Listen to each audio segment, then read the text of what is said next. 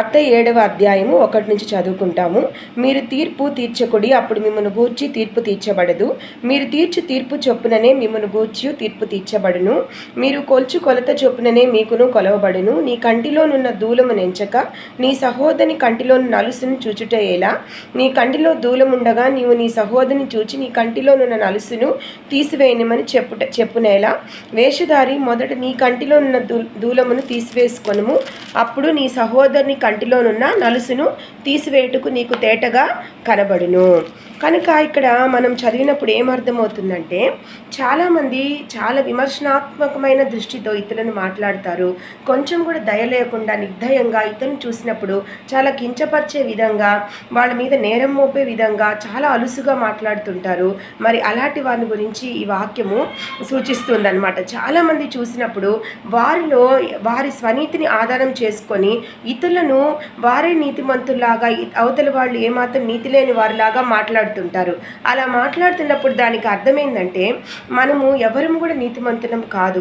యేసు రక్తంలో కడగబడినందువల్ల మన పాపములు ప్రాయశ్చిత్తం పొంది మరి యేసుని మన రక్షకుడుగా స్వీకరించి ఆయన రక్తంలో కడగబడినందువల్ల మనం కూడా అందరము మరి ఆయన రక్తములు నీతిమంతులముగా తీర్చబడ్డామే కానీ స్వతహాగా అయితే మన నీతిని బట్టి మన నీతిమంతులము కాదు. కనుక ఇటువంటి మాటలు మనం మాట్లాడకూడదు. మనలో తప్పు పెట్టుకొని అవతల వాళ్ళని ఆ విమర్శనాత్మకమైన హృదయంతో మాట్లాడటం, ఆ దృష్టితో మాట్లాడటమే ఈ కంటిలో ఉన్న దూలమును సూచిస్తుందన్నమాట. అంటే మనలో ఎంతో తప్పును పెట్టుకొని మరి ఏమాత్రము సరిగా లేకుండా అవతల వాళ్ళలో ఉన్న చిన్న చిన్న తప్పులను పట్టుకొని తీర్పు తీర్చే విధంగా మాట్లాడటం అనమాట. ఎవరికి కూడా తీర్పు తీర్చే అధికారం మనకు లేదని వాక్యం చెప్తుంది. ప్రతి ఒక్కరము మరి ఆ న్యాయవంతుడు అయిన దేవుడు, ఆ న్యాయాధిపతి సింహాసనం ఎదుట ఒక రోజుకి ఆయన ముందు నిలబడవలసిన అవసరం ఉంది. మంచి క్రియలు చేస్తుంటే మరి ఆయన నుంచి బహుమానాలు పొందుతాము దేవుని దగ్గర నుంచి, లేదు చెడు క్రియలు చేస్తుంటే తీర్పులోకి వస్తాము. కనుక మానవ జాతైన మనలకు తీర్పు తీర్చే అధికారం ఆయనకు మాత్రమే ఉంది, కానీ ఒకరినొకరం తీర్పు తీర్చుకునే అధికారం మనకైతే లేదు. కనుక అటువంటి మాటలు మాట్లాడకూడదు. మరి అటువంటి మనసు కలిగి ఉండడమే మరి కంటిలో దూలము కలిగి ఉంటాన్ని సూచిస్తుంది అనమాట. ఒకసారి మనం ఫిలిప్పీలకు రాసిన పత్రిక 2వ అధ్యాయం 3వ వచనం చూసినప్పుడు, కక్ష చేతనైనను వృధాతిశయము చేతనైనను ఏమీ చేయక వినయమైన మనస్సు గలవారే ఒకరికొకడు తనకంటే యోగ్యుడని ఎంచుచు.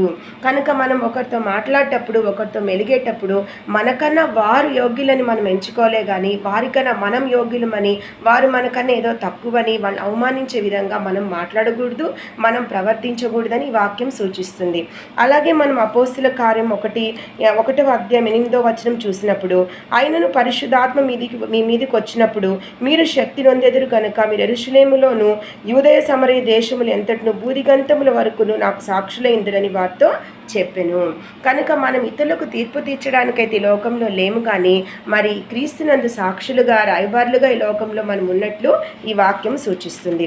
అలాగే మనం ఒకసారి రోమీలు రాసిన పత్రిక 2వ అధ్యాయం 1వ వచనం చదివినప్పుడు, కాబట్టి తీర్పు తీర్చు మనుష్యుడా నీవెవడవైనను సరే నిరత్రుడివై ఉన్నావు, దేని విషయంలో ఎదుటివానికి తీర్పు తీర్చున్నావో దాని విషయంలో నీవే నేరస్తుడు అని తీర్పు తీర్చుకొంచున్నావు. ఏలయనగా తీర్పు తీర్చు నీవును అట్టి కార్యములనే చేయుచున్నావు కావా? అట్టి కార్యములు చేయువారి మీద దేవుని తీర్పు సత్యం అనుసరించినదే అని ఎరుగుదుము.